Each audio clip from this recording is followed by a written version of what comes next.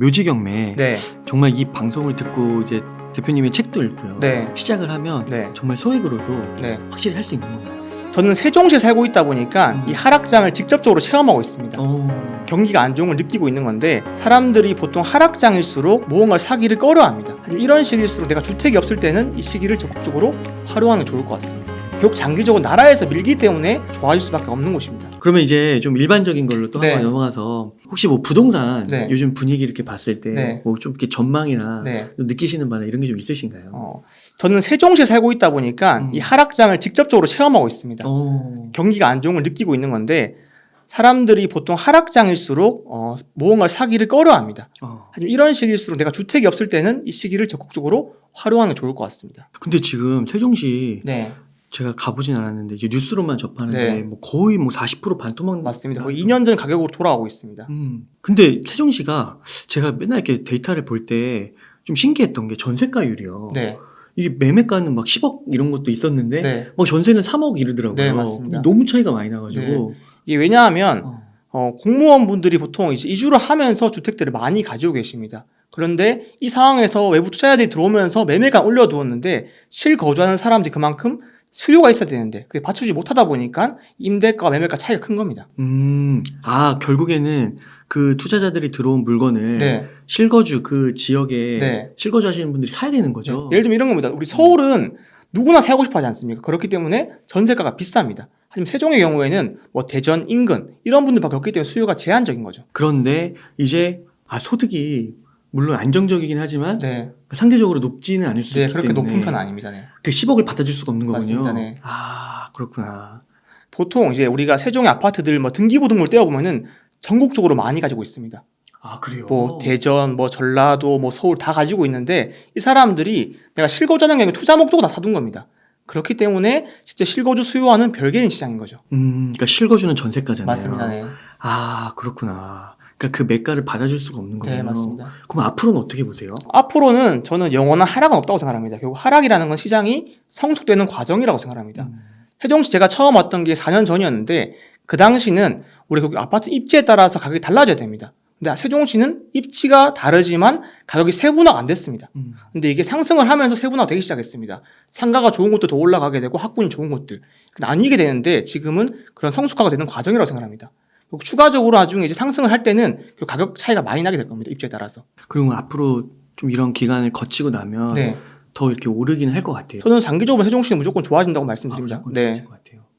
진짜 뭐 이렇게 계획 발전 인구도 뭐 몇만 이런 계획이 다 있더라고요. 네. 계획대로 좀 잘 되고 있나요? 잘 되고 있는 편입니다. 그리고 뭐 대전, 뭐 충청권 인근에서 도시가 쾌적하다 보니까 뭐 신혼부부들도 많이 들어오는 입장이기도 하고, 네. 세종시를 띄우면은 뭐 사람들이 뭐 안 좋아할 수 있을 것 같은데 결국 장기적으로 나라에서 밀기 때문에 좋아질 수밖에 없는 곳입니다. 그러면은 세종시 아파트, 세종시에도 좀 실거주하고 싶으신 분들이 있어요. 네. 그럼 진입 타이밍을 네. 지금 바로 들어가야 될 거야 아니면? 저는 뭐 지금 그리고 내년까지 괜찮다고 생각합니다. 그래요? 네. 그럼 내년 이후에는 좀 반전될 수 있을 걸 보세요? 사실 사람들이 금리를 제일 따지기 때문에 그 시장 상황을 봐야 되겠지만 저 내년까지는 그래도 이 상황이 지속될 거라고 생각합니다. 내년까지는. 네. 그 후에는 그때 가서 또 봐야겠군요. 결국 아파트값 상승하는 거는 사람들의 이제 심리적인 겁니다. 군중 심리가 제일 중요한데 사람들이 겁을 먹으면 아무도 들어오지 않습니다. 근데 누군가가 오른다 올라가니까 그때 따라오는 겁니다. 근데 그 시기 상승 초기까지는 누구든 들어와도 상관이 없겠죠. 올라가기 때문에. 그러면은 그 세종시 또 네. 신문에 또 많이 나오는 게 네. 상가잖아요. 네. 상가 공실 많다고. 네. 요즘은 좀 어때요? 상가 공실은 여전히 많습니다. 근데 그래요? 세종시는 상가 공실에 비해서 경매로 나오는 수는 적은 편입니다. 그건 왜 그런 거예요? 왜냐하면 소유주분들이 서울, 경기권에 돈 많으신 분들이 가지고 있기 때문에 여유가 있기 때문에 버티는 겁니다. 네. 내가 공실로 있어도 사람들이 일반적으로 공실이라고 하면은 이제 임대료를 깎아줘서 넣으려고 하지 않습니까? 세종시는 그러지 않습니다. 그래요? 돈 있는 분들은 나 병원만 받을 거야. 기다립니다. 진짜요? 네. 막 1년, 2년도 건드려요? 맞습니다. 그냥 기다립니다. 진짜요? 제가 사무실을 구하려고 집 앞에 상가를 갔습니다. 평수가 넓었는데 이분이 2개 호실을 가지고 계신 분이었습니다. 나는 병원 아니면 안 받아 말씀하시더라고요. 이런 분들이 많습니다. 공실로 그냥 내버려 두는 네, 거예요? 맞습니다. 결국 시간이 해결해 줄 거라고 믿는 겁니다. 와, 진짜 그렇게 하시는 분들이 네. 있구나. 그러니까 세종시는 상가 공실은 많이 있고 점점 좋아지고 있긴 하지만 아직까지 그래도 공실에 비해서는 경매로 나오는 숫자는 적다 생각하시면 됩니다. 그러면은 진짜 버티지 못하고 네. 나오는 물건도 있어요? 있습니다. 네. 그런 것도 있고. 그러면은 그런 걸 낙찰 받으시는 건가요? 네, 세종시 상가는 굳이 추천하고 싶지 않습니다. 왜냐하면 상가 가격이 되게 비싼데 그 대비 임대가는 또 저렴합니다. 상가도. 아, 그래요. 근데 우리가 상가를 볼 때 결국 임대료를 많이 받기 위함인데 그렇죠. 세종 상가는 그렇지 않습니다. 어. 네, 그런 목적성이 부합하지 않는 거죠. 그럼 대표님은 상가를 좀 어느 지역에 좀 이렇게 갖고 계세요? 저는 보통 세종에 지금 터를 잡고 있기 때문에 충청권에 많이 가지고 있고 뭐 경기도권도 가지고 있습니다. 그렇게 해서 월세 세팅을 해놓으신 네. 거군요. 관리하는데 어려움은 없어요? 요즘 뭐 관리 업체들이 다 있기 때문에 내가 굳이 손 쓰지 않아도 됩니다. 아, 그래요? 네. 그러면은 상가는 보통 수익률은 얼마나 정도 기대하세요? 이건 지방마다 다른데 요즘은 사실 큰 수익률 기대하기 어렵습니다. 제가 볼 때는 그래도 뭐 1년에 봐서 5% 이상은 봤었는데 지금은 금리가 올라가다 보니까 사실 뭐 큰 재미를 보기는 어려운 시장입니다. 상가는 그 시세 차익은 네. 어떻게 좀 기대를 하시나요? 어떻게 하시나요? 많은 분들이 오해하는 것 중에 하나가 상가는 차익이 나지 않는다고 생각합니다. 하지만 싸게 받고 임대료 세팅만 잘 해두면은 누군가는 수요가 있습니다. 아, 보통 퇴직하시는 분들이 퇴직하시는 분들이 노후를 대비해 상가를 많이 매입합니다. 그렇죠. 우리가 잘 받으면 팔기도 수월합니다. 이런 것도 있잖아요. 조금 큰 얘기일 수 있을 것 같은데 네. 막 코로나 오면서 네. 뭐 디지털라이제이션 막 이래가지고 오프라인 상가는 네. 안 될 거다 앞으로 네. 점점 더 선호도가 떨어질 거다 막 그러잖아요. 네. 그런 건 좀 어떻게 해석하세요? 받아들이세요? 뭐 상가 트렌드가 바뀔 수 있지만 결국 우리가 봤을 때 학원 같은 거 보내지 않습니까? 학원도 보내고 뭐 밥도 먹고 다 합니다. 물론 트렌드가 바뀌겠지만은 상가는 누군가는 쓸 겁니다. 그래서 좀 먼 이야기지 않을까 싶습니다. 그러면은 업체는 어떻게 뭐 뭘로 학원? 세팅을 주로 하세요? 저는 보통 학원들을 좀 주로 많이 가지고 학원? 네, 학원들 가지고 있고 분리상가 학원들도 가지고 있고 뭐 그 사진관도 가지고 있고 여러 업종이 있습니다. 혹시 그런 걸 좀 선호하는 업종이 있으세요? 저는 학원이 좀 좋은 것 같습니다. 학원은 결국 이제 그분도 좀 점잖으신 분들이기 때문에 잘 내는 것 같습니다. 임대료를. 이게 너무 막 컴플레인도 심하고 좀 그러나요? 관리할 때? 그렇지는 않습니다. 네. 그렇진 않고. 사실 이분들이 월세만 잘 내면 저와 만날 일이 없습니다. 계약할 때만 만나는 거지. 그럼 앞으로는 뭐 하고 싶으세요? 이렇게 이제 계속 승승장구하고 계신데요. 저는 사실 투자 분야에서는 제가 원하는 수치를 다 이루었다고 생각합니다. 근데 투자 분야 말고 경매라는 시스템이 법원에서 진행을 하다 보니까 고리타분한 잔해들이 되게 많이 남아 있습니다.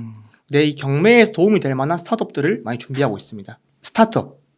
네. 경매 관련해서? 네, 경매 관련해서 좀 도움을 드릴 수 있는 이런 회사들을 앞으로 만들 계획입니다. 그거 어떻게 만들어요? 똑같이 스타트업을 만드는 건데 결국 아이디어의 차이라고 생각합니다. 제가 봤을 때 불편한 부분들이 있고 제가 고칠 수 있을 것 같아가지고 이런 부분을 좀 수용을 해가지고 진행하려고 합니다. 아, 그래요? 네. 그러면요, 대표님 이렇게 유익한 나눔 아낌없이 해주셔서 너무 감사드리고 네.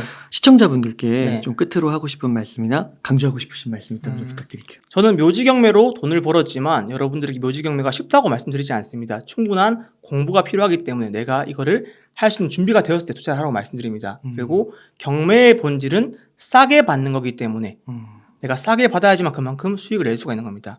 모든 투자에는 리스크가 다르기 때문에 리스크를 줄이신 다음에 경매에 진입했으면 좋겠습니다. 그리고 공부를 하면은 누구나 할 수 있다는 거죠. 네, 맞습니다. 적은 자본으로도. 네. 그 도로나 막 다른 것도 많은데 네. 그럼 도로도 비싼가요? 도로도 저렴한 게 많습니다. 제가 묘를 해보니까 다른 분야에도 적용이 가능할 것 같은 겁니다. 그래서 시골 땅, 뭐 경로 땅, 뭐 다 받아봤습니다.